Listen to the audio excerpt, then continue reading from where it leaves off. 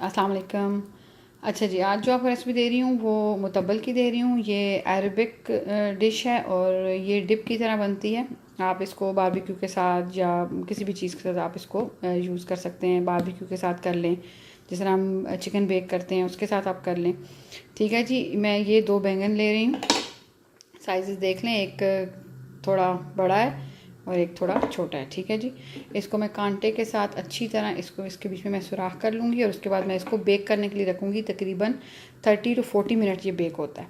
ठीक है जी, और बाद इसके इसके बीच में जो इंग्रेडिएंट्स जाएंगे वो मैं आपको इसको बेक होने के बाद आपको मैं दिखाती हूँ। अच्छा जी, ये जो बैंगन हम लोगों ने बेक किए थे ये तकरीबन 40 मिनट में बेक हुए हैं। उसके बाद आप इसको अपने चॉपिंग बोर्ड पर डालकर बहुत अच्छी तरह चॉप कर लें, बहुत अच्छी बारीक तक। ठीक है जी, इसके अंदर जो और जाएगा वो ये 1 कप दही है, ये 3 जो है वो गार्लिक के पीस मैंने लिए हैं। इसके अलावा ये तहीना है, 1/2 कप तहीना मैंने लिया और नमक जाएगा इसके अंदर। इसके अलावा इसके ऊपर जैतून का तेल जाएगा और आप इसको गार्निश करने के लिए इसके ऊपर थोड़ा सा धनिया या पासल डाल सकते हैं।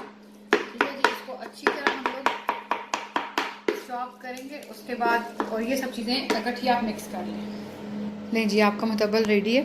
एक बार फिर रिपीट कर देती हूँ। 2 बैंगन थे जिनको 40 मिनट बेक किया, पील ऑफ करके उनको अच्छी तरह चॉप किया। इसके अलावा 3 पीस गार्लिक के थे, 1 कप दही और आधा कप तहीना था, और नमक आप टेस्ट करके डालें, आपको ज़्यादा सही अंदाज़ा होगा। इन सब चीज़ों को मिक्स करके मैंने चॉप किया और बैंगन उसके अंदर मिक्स कर दिया। प्लेट में ऐसे रख के इसके बीच में जैतून का ऑयल, थोड़ा सा धनिया और थोड़ा सा पार्सले डालकर इसको डेकोरेट कर दिया। ज़रूर ट्राई कीजिए रेसिपी बहुत अच्छी, बहुत मज़े की बनती है। आप इसको बारबेक्यू के साथ और बेक्ड चीज़ों के साथ बहुत आराम से खा सकते हैं। उम्मीद करती हूँ आपको रेसिपी पसंद आएगी। पसंद आए तो लाइक करें और सब्सक्राइब करें। बहुत शुक्रिया। अल्लाह हाफ़िज़।